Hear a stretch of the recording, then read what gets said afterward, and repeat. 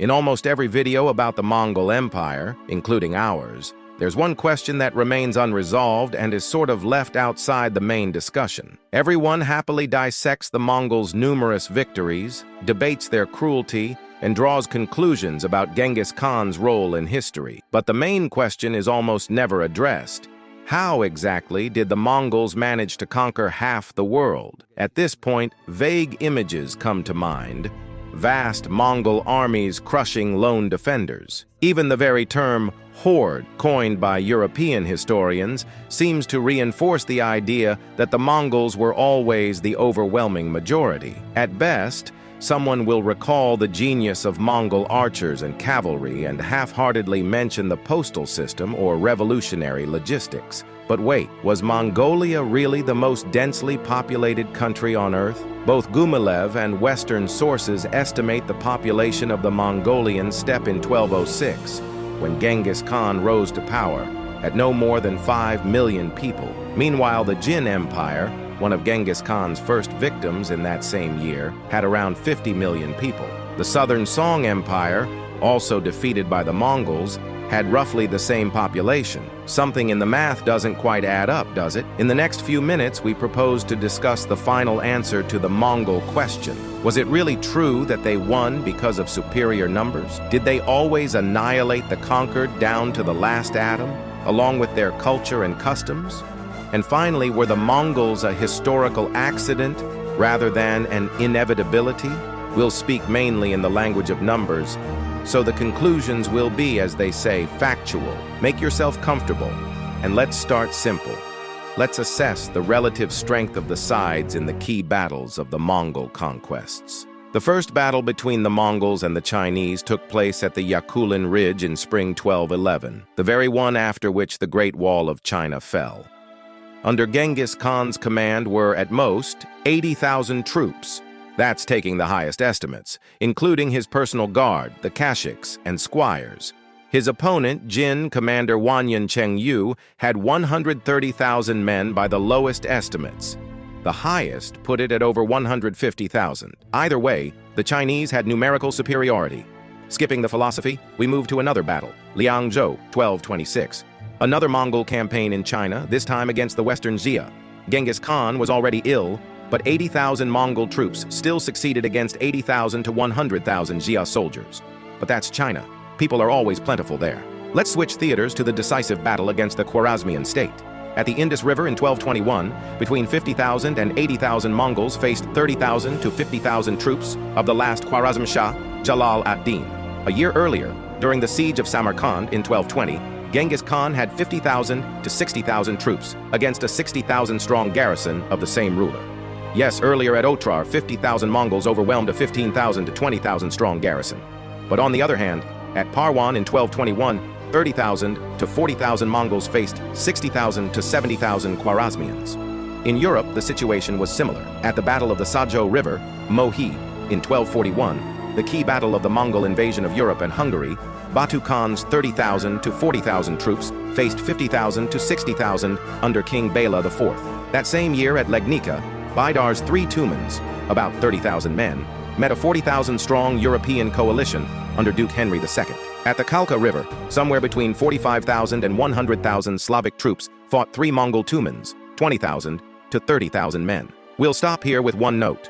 In sieges like Kiev, Vladimir, Baghdad, Ryazan, and others, the Mongols did usually have the larger force. But who in their right mind besieges a city without numerical superiority? There are only a handful of such geniuses in history. The simple and clear conclusion here, the Mongols did not win solely because of numbers, and they did not bury the enemy under endless waves of an unstoppable horde. That myth was invented later, mainly in defeated countries, and has only begun to be dismantled in the last century. There were battles where the Mongols had more troops, others where they had fewer. In key clashes of the era, there was almost always parity. So how did they almost always win? Let's go through the same battles, but focusing on the facts. At Yakulin Ridge, defenders had the advantage of a narrow mountain pass. Just ask King Leonidas. They also outnumbered the Mongols, but still lost for several reasons. Genghis Khan invested heavily in reconnaissance, identified weak points, bypassed most positions, and attacked from unexpected directions. The Mongols also used the classic trick of a feigned retreat. warriors calling for their mothers, dramatically dropping weapons and running away, luring the defenders out to finish them off, only to fall into a trap. It wasn't a Mongol invention. The Parthians had used it effectively against Rome, but it worked time and again. At the Sajo River, the same feigned retreat, followed by encirclement, plus the disorganization of the diverse European army, which the Mongols split and destroyed in parts. And of course, the classic Mongol tactic of capturing key points, in this case, the bridge over the Sajo, from which they could bombard the Hungarian camp with flaming arrows. In other words, soldiers do the fighting, but reconnaissance wins the battle. At the Indus, the Mongols split their army into 3 prongs, and the feigned retreat failed this time. Yet reconnaissance again found a weak point, and Mongol troops climbed nearly sheer cliffs to attack the Khwarezmians from the rear. So the conclusion is clear. The Mongols fought cleverly with flair and armed with the teachings of Sun Tzu's The Art of War, literally, not figuratively.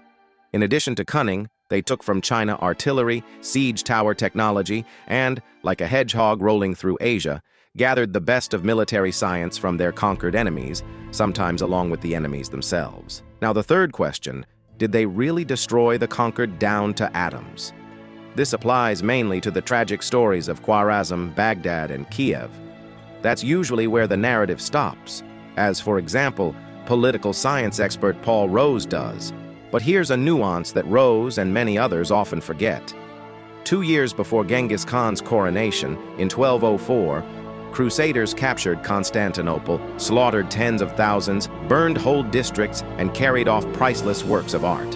A century earlier, in 1099, those same Crusaders massacred 50,000 in Jerusalem. In 1147, they took Lisbon, plundering the city and killing tens of thousands.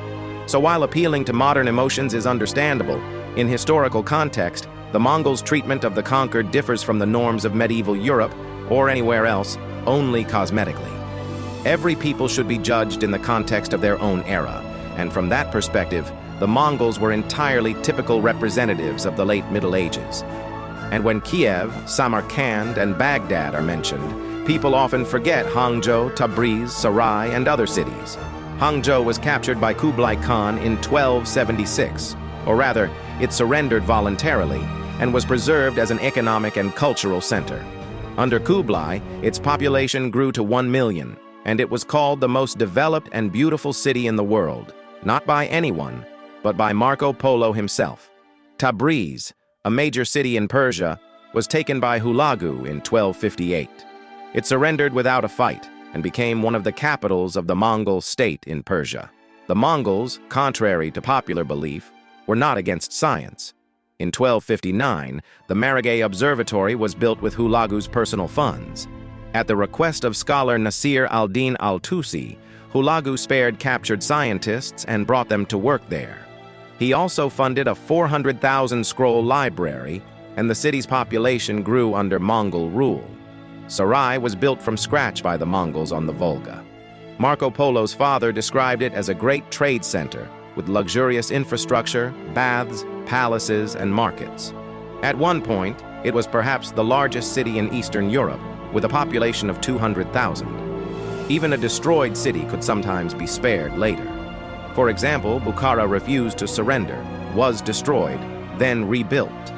Marco Polo called it a city of great splendor. The secret to its survival was simple and reveals the logic of the Mongol Empire and its later reincarnations. The Mongols absolutely loved trade. The Silk Road was inviolable under any circumstances. If necessary, cities were built or rebuilt to keep it alive, despite revolts and trouble. Karakoram, Bukhara, Sarai, and dozens of other cities served the Mongols' main goal: trade, profit, and resource acquisition. In historiography, the term Pax Mongolica, analogous to Pax Romana, is increasingly used, and its significance cannot be overstated. The Mongols restored the faltering Silk Road, and during their rule, gunpowder, paper, artillery, siege engines, and even bills of exchange reached Europe. Yes, financial instruments like bills of exchange entered circulation during Pax Mongolica, when Silk Road trade flourished. Western merchants, to avoid carrying shiploads of coins, adopted the Eastern idea of bills, and later credit, ship insurance, and other modern concepts. So to sum up, the history of the Mongols should not be approached only from the perspective of an endless, destructive horde. We've seen that the Mongol army was not vastly larger than others, nor was its conduct drastically different. Their success lay in military cunning, clever tactics, and the use of advanced technologies to build the largest empire in history. Yes, this process involved harsh measures and dark events, but sadly, in human history, especially in those times, that was unavoidable. And with that, we'll end. Share your thoughts on the Mongol Empire and ideas for our next episodes. See you next time, friends.